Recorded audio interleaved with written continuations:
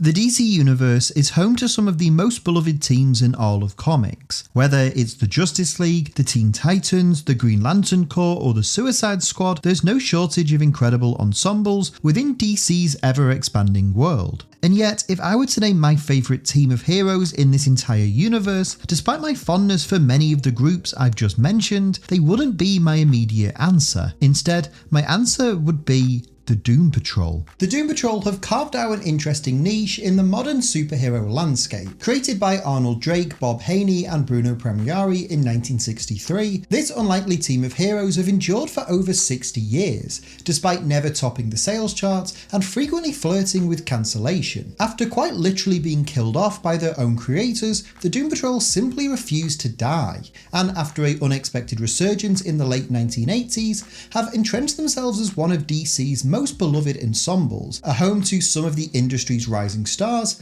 and a place where you'll find countless incredible and wacky tales that you won't find in any other magazine. They're also some of my absolute favourite superheroes, as you might be able to tell by the runtime of this video, and I think their history is even more weird, confusing and compelling than even you might imagine. And so in this video, I want to dive into the Doom Patrol's weird and wonderful history, discuss how they initially came to be, and how throughout their 60+ year history, they've been redefined by writers like Grant Morrison, Rachel Pollack and Gerard Way, becoming a trailblazer for new approaches to storytelling, art and social commentary in mainstream comics, and examine how seemingly against all odds, this band of unlikely heroes became one of DC's most beloved ensembles.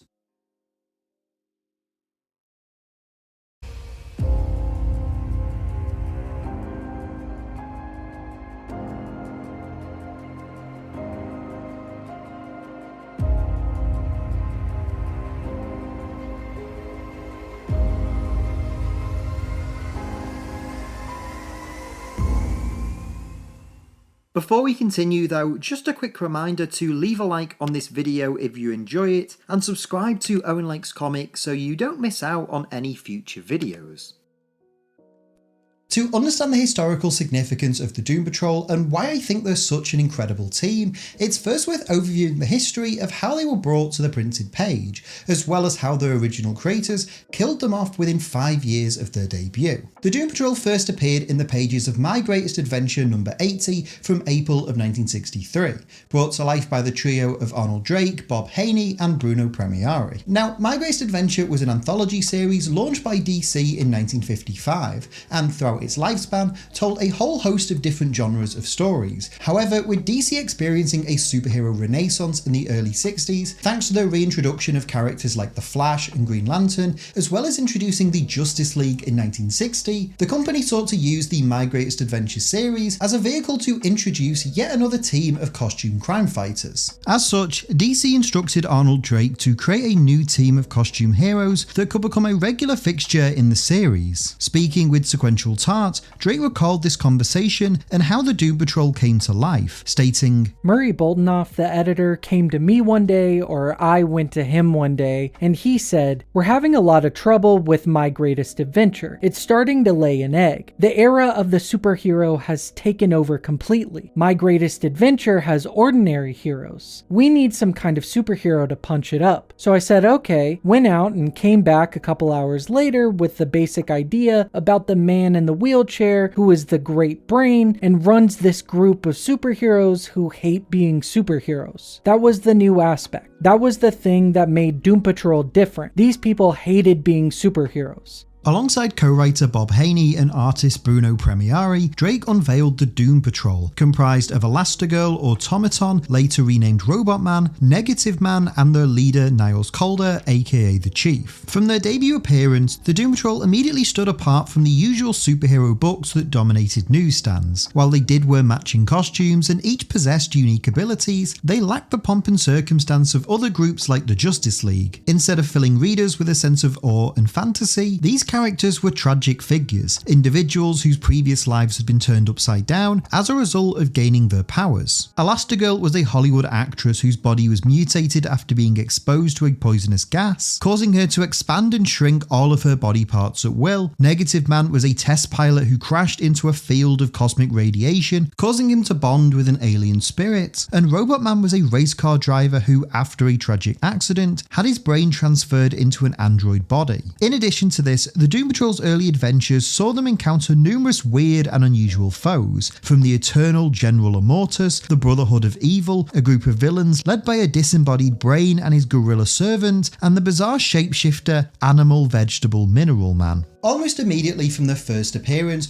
Doom Patrol crafted a niche within DC's universe as a place for strange, wacky and unusual stories, swapping out the spectacle and awe of the likes of Batman and Superman, and instead offering a strange combination of body horror, Silver Age wackiness, and genuinely relatable interpersonal drama. While My Greatest Adventure was by no means one of DC's most successful books during this period, the Doom Patrol stories within them did start to amass a notable following, so much so that by February of 1964, the title was renamed to simply Doom Patrol. However, almost at the same time as this occurred, fans started to notice a series of strange similarities between these unlikely heroes and Marvel Comics' latest offering, the X-Men. Both sets of heroes were presented as misfits and outcasts, whose abilities felt like a curse rather than a gift. Their stories often mirrored the experiences of real marginalised people, and both teams were led by geniuses confined to wheelchairs. The two groups even debuted around the same time, with X-Men #1 hitting shelves merely months after the Doom Patrol were introduced. In the exact same month, the Doom Patrol encountered the Brotherhood of Evil for the very first time, while the X-Men met arguably their greatest foes, the Brotherhood of Evil Mutants. The two respective books even shared a similar tagline, with the Doom Patrol being advertised as the world's strangest heroes, while the X-Men were described as the strangest superheroes of all. These similarities led to Arnold Drake claiming that Marvel, and more specifically Stan Lee, had intentionally copied his characters. As he explained in a 2005 interview with Newsrama, "I've become more and more convinced that Stan Lee knowingly stole the X-Men from the Doom Patrol. I didn't believe so in the beginning because the lead time was so short. Over the years, I learned that an awful lot of writers and artists were working surreptitiously between the two offices. Therefore, when I first brought the idea into DC editor Murray Boltinoff's office, it would have been easy for someone to walk over and hear that this guy Drake is working on a story about a bunch of reluctant superheroes who are led by a man in a wheelchair. So over the years, I began to feel that Stan had more lead time than I realized." It should be noted though that prior to his death in 2007, Arnold Drake did begin to walk back some of these claims, stating that he and Lee may have simply been working in the same vineyard and drew inspiration from similar sources when creating their newest groups. Regardless though, the X-Men's success and Marvel's general rise to prominence during the 1960s prompted DC to re-evaluate much of its output, causing a number of titles to either be put on hiatus or outright cancelled. The Doom Patrol was unfortunately one of these books, with the series being brought to an end in October of 1968. Arnold Drake and Bruno Premieri took an unusual approach to concluding their run, telling a story where the heroes all tragically die, sacrificing themselves to save the population of a small fishing village. It would then take 9 years for the Doom Patrol to make their way back onto the printed page. In 1977, DC revived its Showcase anthology series and tasked writer Paul Kupperberg to create new stories for the title. Kupperberg pitched introducing a brand new version of the team, keeping intact the original Doom Patrol's deaths and relaunching them in a similar way to how Len Wein and Dave Cockrum had recently brought back the X-Men. Teaming with artist Joe Stanton, Kupperberg introduced this new look Doom Patrol in Showcase issue 94 from September 1977, with a lineup consisting of Celsius, the Chief's long-lost wife, Valentina Vostok, a Soviet cosmonaut who now possessed the negative spirit, Tempest, a Vietnam War veteran with the ability to unleash blasts of energy, and Robot Man, whose brain was salvaged after his apparent death and his body rebuilt by Will Magnus. Showcase's editor at the time, Paul Levitt, stated that if this team proved popular, they would be spun out into their own monthly title. However, despite appearing in 3 issues of the comic, Doom Patrol didn't get its own standalone series. Instead, for the rest of the decade, they made occasional cameo appearances in other books, such as Superman Family, DC Presents, and Teen Titans. For all of Kupperberg's attempts to revive this series, the Doom Patrol remained on ice throughout the early 1980s, with DC unable to figure out how to turn this group of misfits into a commercial success. But by the middle of the decade, DC began to launch an ambitious plan to completely reset and revamp its universe, and as part of this would introduce a brand new slate of monthly comics. And it would be this fresh start that was the perfect vehicle for the world's strangest superheroes to finally be resurrected.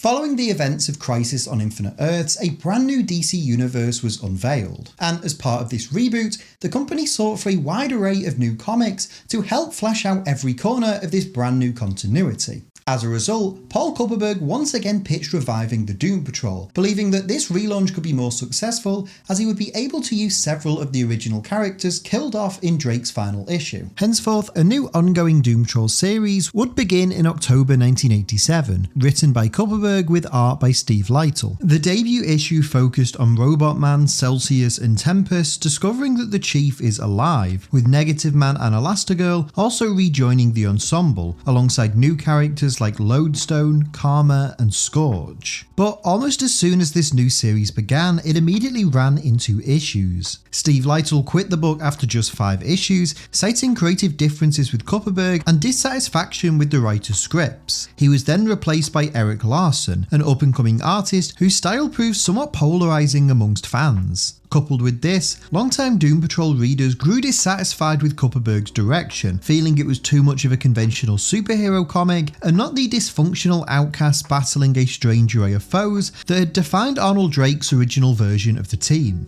DC eventually decided to rework the title and replace Kupperberg as writer. In his place, DC hired Grant Morrison, a young Scottish writer who had risen to prominence thanks to their Zenith stories in 2000 AD and then subsequently their run on Animal Man.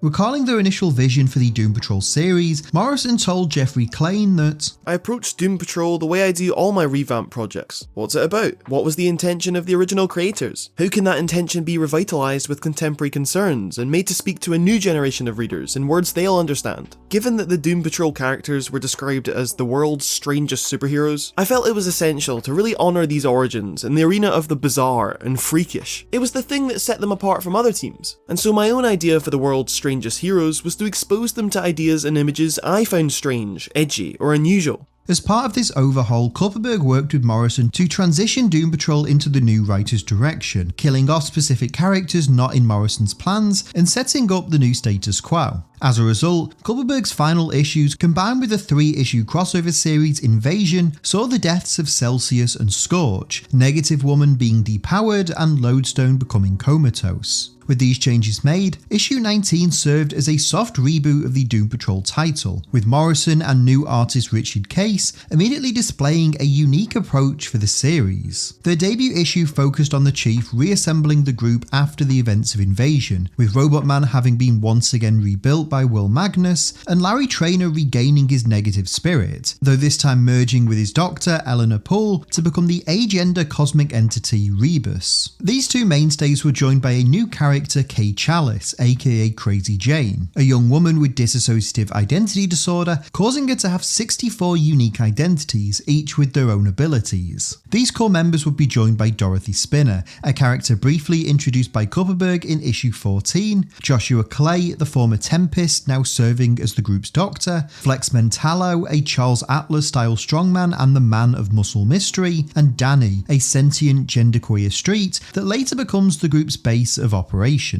Almost from their very first issue, Morrison and Case's Doom Patrol was a stark departure from the tone established by Kupperberg. Instead of a traditional superhero series, albeit with some slightly peculiar main characters, the pair embraced Arnold Drake's vision of weirdness and dysfunction and dialed it up to 11. Partly helped by DC's decision to no longer submit the title to the Comics Code Authority, Morrison evolved Doom Patrol into an experimental and abstract series, drawing heavily from tarot, dada and surrealism and exploring ideas of sexuality, spirituality, mental health, and gender identity. Morrison and Case also introduced an array of unique villains too, with some of the most notable being the Scissor Men, an alien race that use their scissor-like hands to warp reality, the godlike butterfly collector Red Jack, and perhaps most notably the Brotherhood of Dada, a reimagined version of the Brotherhood of Evil who now dedicate themselves to spreading absurdity and anarchy. Throughout 44 issues, Morrison and Case defined the Doom Patrol for a modern audience, with their tenure still being regarded as the group's definitive run. This is not only due to the array of memorable stories told throughout the run, but also because of Morrison's ability to ground these otherwise wacky characters in genuinely relatable situations. For example, we follow Robot Man as he struggles to embrace his humanity, trying to still be Cliff Steele the Man while learning to accept his new body. Likewise, Rebus's transformation into this new entity raises many internal questions for the character. Are they Larry Traynor, are they Eleanor Poole, or something else entirely? And if they're the latter, how do they grapple with the prior lives they've lived and the memories they still hold? This even extends to the new characters Morrison introduced. Crazy Jane becomes one of the book's emotional cruxes, especially in the final issues, as we witness her struggling with her DID and the trauma she's experienced throughout her life. Even the Chief, traditionally a very stoic leader, is deconstructed and made to feel vulnerable, with Morrison and Case teasing dark secrets buried within Niles Calder's past. Because of this, the Doom Patrol under Morrison evolved from a traditional, albeit somewhat unusual superhero book to a comic all about a found family of freaks and outcasts, who, alongside working together to save the world from often absurd threats, find purpose and belonging in each other. However, for as much as Morrison's run sought to reconstruct these characters, their final few issues would once again push them back into the wreckage. In Doom Patrol number 57 from July of 1992, it's revealed that the Chief secretly caused the accidents that gave the original Doom Patrol their powers. This revelation coincides with the arrival of the Candlemaker, Dorothy's previously unseen imaginary friend who comes to life and tries to destroy the world. After being teased throughout several issues, the Candlemaker formally appears as the Chief's explaining his actions to Cliff, decapitating Calder before also killing Rebus. With the Doom Patrol's world in ruins, Jane tries to fight the Candlemaker but is sent to Hell, revealed to be an alternate reality where superheroes don't exist, where she's institutionalized and subjected to electroshock therapy. After Cliff, Dorothy, and a revived Rebus work together to defeat the Candlemaker, Morrison's final issue follows Jane in this new world, where she's forced to forget her past and the memories of her newfound family. After eventually being discharged, Jane tries to commit suicide before being rescued by Robot Man. The two tearfully embrace and flee this world and escape to Danny, who has evolved from a mere street to a fully formed world where they can live without prejudice and persecution.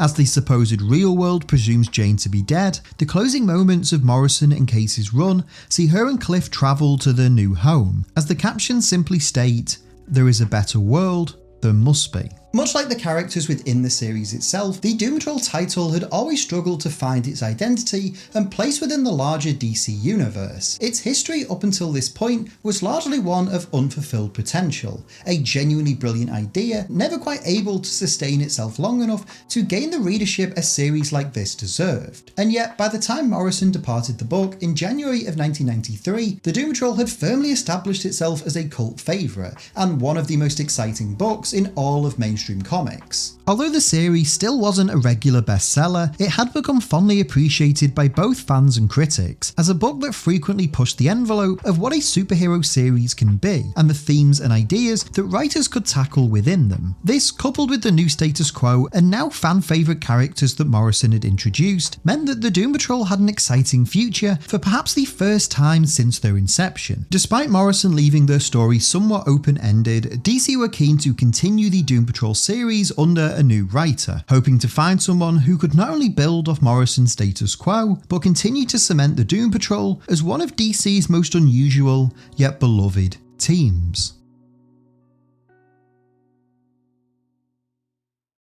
Following the release of Doom Patrol issue 63 in January of 1993, Grant Morrison would exit the series. The 44-issue run alongside artist Richard Case both reinvented and redefined this ensemble, turning them from an often forgotten endeavour that struggled to stay afloat and into one of DC's unquestionable fan favourite titles. Because of this success, DC were keen to keep the Doom Patrol comic going, looking for a new writer who was capable of continuing the themes and ideas from Morrison's run, as well as continuing to expand the series in bold new directions. The writer in question would be Rachel Pollack, an award-winning sci-fi novelist and tarot expert who had become a fan of Morrison's take on the Doom Patrol. After a chance encounter with editor Tom Payer and submitting a spec script that became her debut issue, Pollack was hired to take over the series, debuting with issue 64. Her appointment also coincided with Doom Patrol being moved to DC's new Vertigo imprint, alongside books like Hellblazer and Morrison's new comic The Invisibles, giving her increased freedom to tell less conventional stories with more mature themes. Initially joined by Richard Case, Pollack inherited a Doom Patrol once again separated, though unlike the group's prior relaunches, this one was a somewhat happy conclusion, with the heroes relocating to Danny the World for their happily ever after.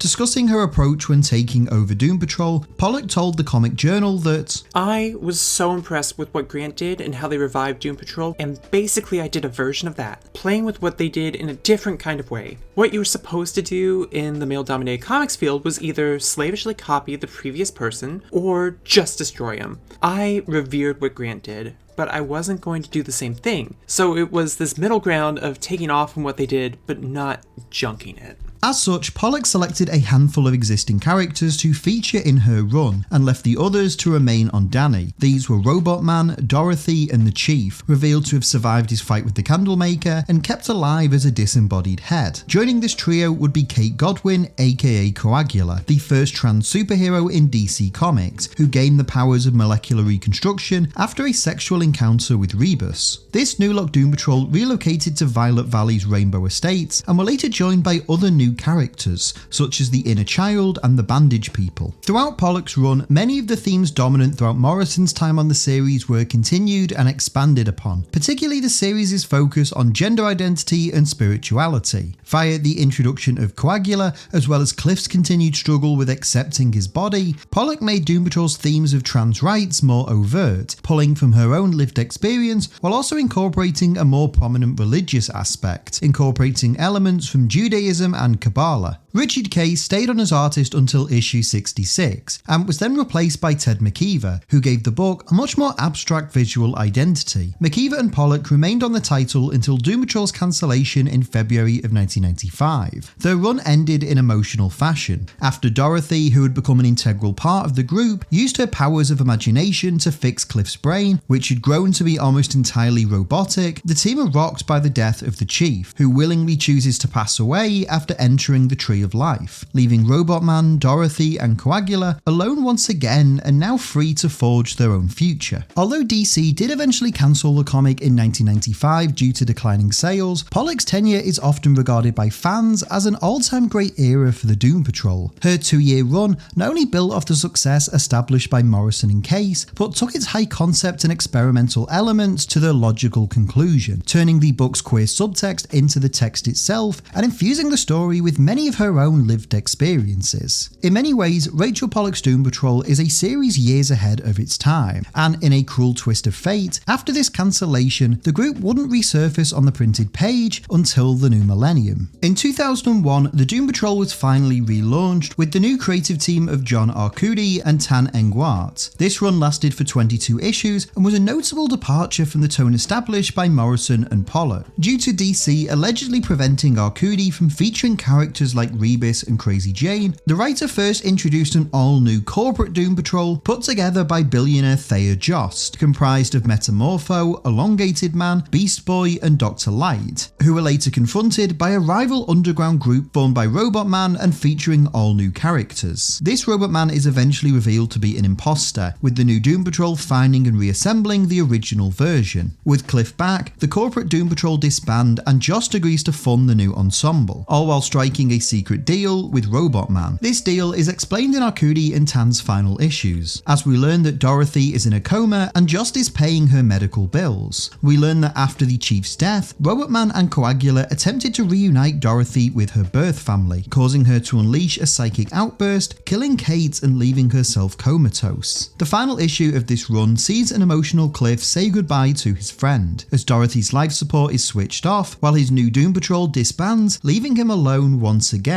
Although not as widely talked about as prior entries in the series, Arcudi and Tan's run serves as the final installment in the Doom Patrol's decades-long saga, giving the ensemble a conclusive ending after many years in limbo. While the decision to kill off characters like Coagula and Dorothy proved to be incredibly divisive, this run does attempt to offer a sense of finality to the group's history, leaving Robot Man once again all alone as the last surviving member of this doomed ensemble. This would change though in September of 2003, where in the pages of Chris Claremont and John Byrne's JLA series, a brand new incarnation of the Doom Patrol would be introduced. However, this version didn't carry over the history of any prior Doom Patrol series, and was instead treated as their first introduction into the DC universe. With a lineup consisting of the original trio, Elastigirl, Robot Man and Negative Man, now no longer Rebus, and new characters Faith, Vortex, Grunt and Nudge, this iteration sought to return the Doom Patrol to their 1960s status quo, effectively retconning the work of Paul Kupperberg, Grant Morrison, Rachel Pollack and John Arcudi from continuity. As you might imagine, this decision proved immensely polarising, and this sentiment only increased when a spin-off series was launched the following year, written and drawn by Byrne. Beyond the polarising creative decisions, Byrne's 18-issue run was mostly forgettable, save for a 2-issue plot where the team travel back in time and Cliff tries to prevent his accident, and also kisses Rita while she's in the body of her younger self. Byrne's run was eventually cancelled in November 2005, and only 2 months later, the prior version of the Doom Patrol was recanonised during DC's Infinite Crisis event. Nevertheless, DC would relaunch Doom Patrol yet again in October 2009, this time under the stewardship of Keith Giffen and Matthew Clark. This series lasted for 22 issues and combined the classic Arnold Drake era lineup with many concepts and characters from Morrison's Doom Patrol, relocating the team to Oolong Island and even seeing the return of Crazy Jane and Danny the Street. This somewhat underrated run was cut short in May of 2011, with DC citing declining sales. However, the comic's cancellation was also likely part of an internal shake-up that eventually led to DC unveiling the New 52 that same summer, announcing plans to reboot their entire continuity following the events of Jeff Johns and Andy Kubert's Flashpoint series. Henceforth, with the DC canon being reset once again, the future seemed uncertain for the company's strangest heroes, and once the New 52 was underway, it resulted in a period of major uncertainty, which was then followed by an unexpected resurgence both on the printed page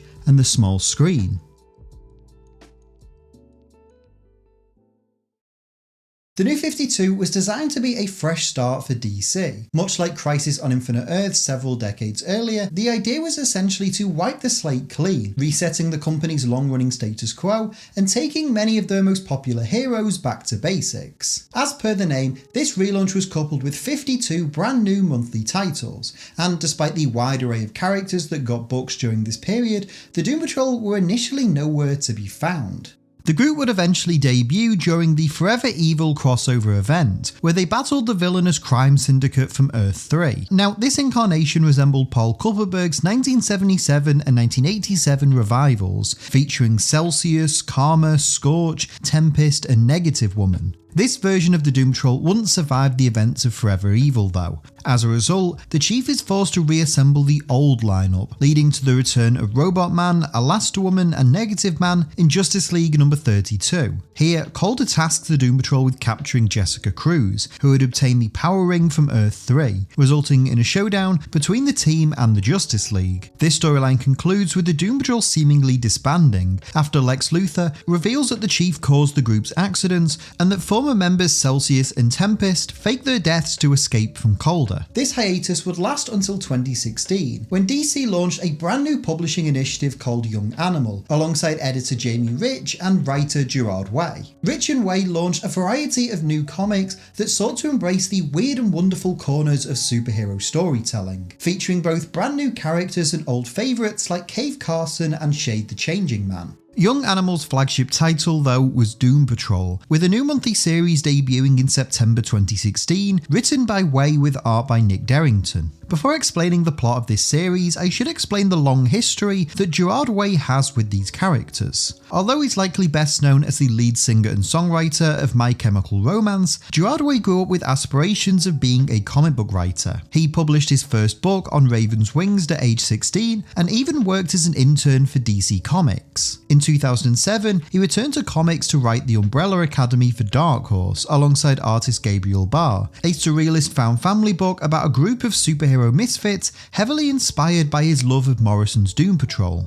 The success of The Umbrella Academy spurred conversations about Way one day writing the Doom Patrol for DC. As the writer told Comics Alliance in a 2016 interview, "I have a long history with DC. I was an intern. I went to art school, and that's how I got the internship. And then I started a band, but I always missed comics. One of my favorite editors from those times was the editor of The Invisibles, Shelley Bond, and I always felt like she was the rock star editor of comics, and I always wanted to work with her. I would meet with Shelley, and we'd always talk about doing Vertigo stuff, and then Doom Patrol came up, and it wasn't the right time in my life, so these things would fall through a lot. Then I was in South America for Brazilian Comic Con. Dan DiDio and Jim Lee were there, and we started talking about it, and Jim said, maybe an imprint? I thought about it for about a week, and came in and said, this is what I think. I want to call it Young Animal. This is the imprint." Alongside serving as Young Animal's creator, Way spearheaded this new look version of the Doom Patrol. Teaming with artist Nick Derrington, the writer aimed to hark back to the seminal works of Grant Morrison and Rachel Pollack, while also putting his own unique spin on these long-standing characters. Running for 14 issues, Way and Derrington's initial series serves as a soft reboot for the comic, introducing us to a now disbanded Doom Patrol, with each member now living their own lives. This story is then anchored around a new character, Casey Brink, an EMT driver who discovers she was actually a comic book character brought to life by Danny, and as a result is forced to help Danny reassemble the Doom Patrol to fight an alien threat called the Vectra. Through this premise, we're reacquainted with the likes of Negative Man, now just Larry Trainer having been separated from his negative spirit, Robot Man, who resurfaces in front of Casey after living in a world within a gyro, and Crazy Jane, who has created a cult under the control of her Dr. Harrison persona, as well as other familiar characters like the Chief and Flex Mentallo. The opening storyline of this series, Brick by Brick, has a real getting the band back together feel, not just reassembling the most beloved iteration of the team, but recapturing much of the strange mix of surrealism and sincerity that catapulted the Doom Patrol to success throughout the late 1980s and early 90s. Way and Derrington also reintroduced the Doom Patrol's most well-known foes, the Brotherhood of Dardar, although now their absurdity has evolved into sheer nihilism as they're rechristened the Brotherhood of Nardar and seek to break reality altogether. This second arc also saw the return of Rita Farr, aka Elasti-Woman, and the debut of Lucius Reynolds, a teenage magician and the son of Casey's EMT partner Sam, Casey's humanoid cat Lotion, and Terry Nunn, Mr. Nobody's estranged daughter. Way and Derrington's 14-issue run would climax with the 2018 crossover event Milk Wars. Here, a villainous entity named Retcon remakes the DC universe in his image, erasing all of the weird and unusual elements and turning it into a 1950s-style suburbia. As a result, the Doom Patrol find themselves in a world where Superman is now a milkman, and the entire Justice League a little more than a neighborhood watch group.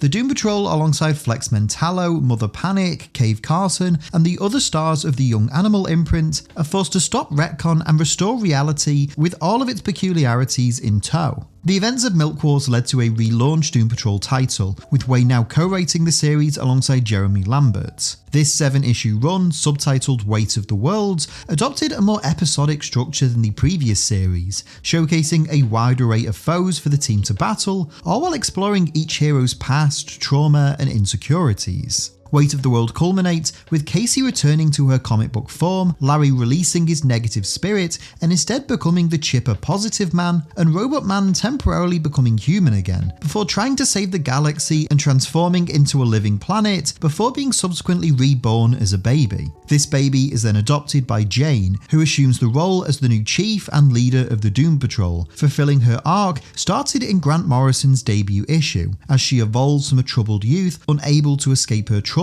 to a confident and assuring leader, rallying her family of misfit heroes into a brighter future.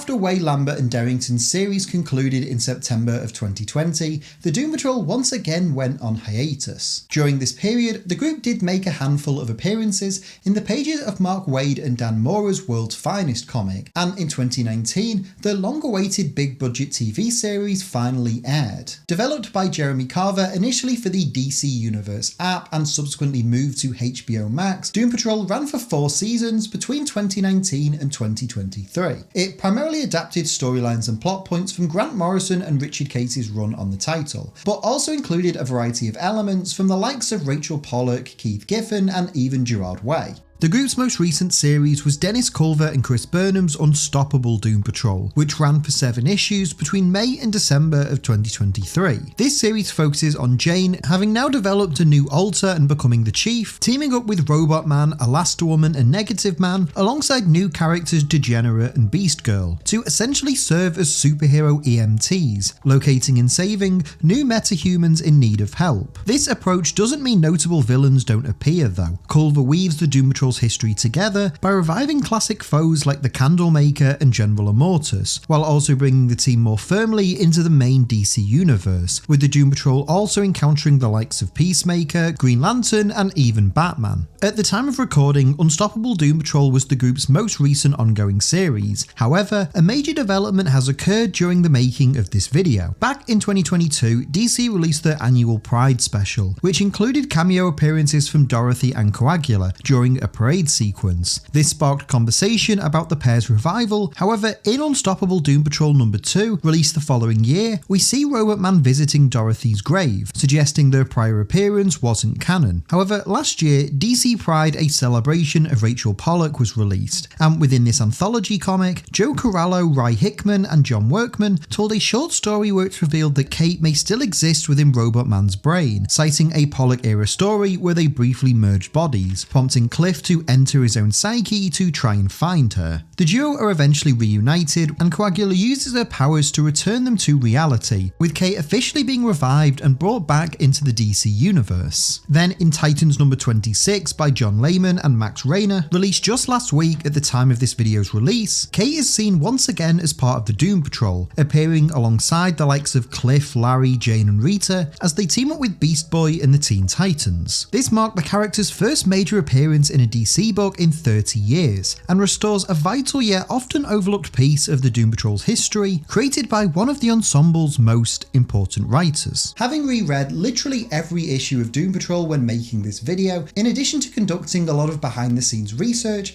I find their story both on and off the page to be incredibly fascinating. To be blunt, the Doom Patrol has never been a tremendous success. Despite being a concept over 60 years old, having numerous comics written by some of the industry's biggest writers, and a live-action TV show that ran for 4 seasons, they still feel like immense underdogs, an absurdity within the massive DC universe, and a team of heroes that continues to exist almost in defiance of every possible situation. This was a title killed off by its original creators 5 years after they first appeared, then had 2 ill-fated and short-lived revivals, only to be reimagined by some of the greatest and most ambitious comic book writers of the late 20th century, eventually finding their niche and telling some of the funniest yet emotionally gripping stories you'll find in any superhero comic. Doom Patrol is admittedly a weird series, even in the context of superhero comics. The likes of Larry, Cliff, Rita and Jane are admittedly a far cry from the likes of Batman, Superman, Wonder Woman and The Flash. They may not be the best-selling team or the one dominating Hollywood each year, but their stories resonate with a dedicated and loyal following, have pushed the boundaries of what mainstream superhero books can be, and have told countless brilliant and memorable tales that you simply wouldn't find in any other series. For me personally, I was something of a latecomer to the Doom Patrol. I'm not ashamed to admit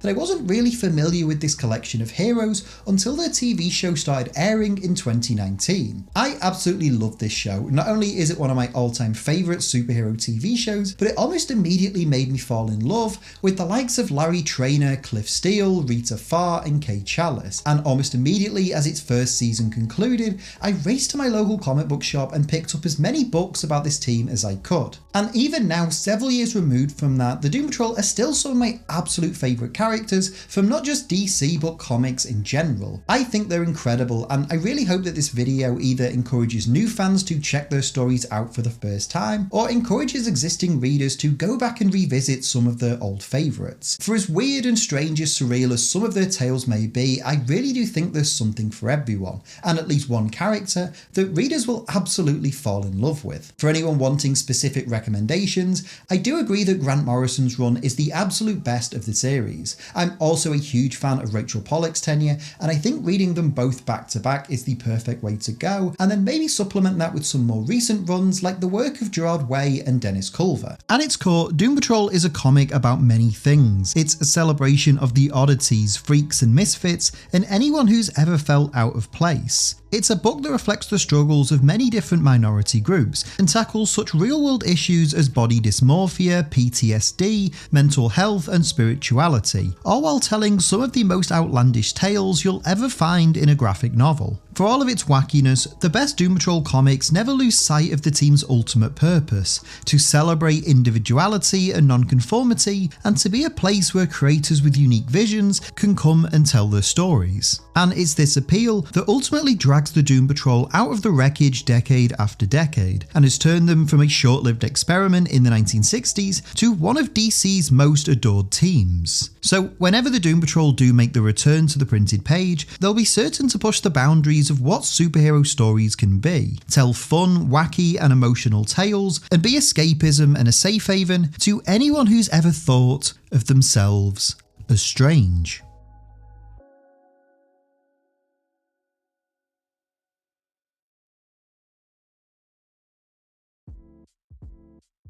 Hey everyone, thank you so much for watching today's video. I hope you enjoyed it. If you did, please make sure to leave a like on this video and leave a comment down below as well. Let me know your thoughts on everything we talked about in today's video. I can't wait to hear what you have to say as always. If you're new to Owen Likes Comics, please make sure to hit the subscribe button and the notify bell so you don't miss out on any future videos. And if you enjoyed this and you want some more, there should be some other videos on screen right now that you might also enjoy.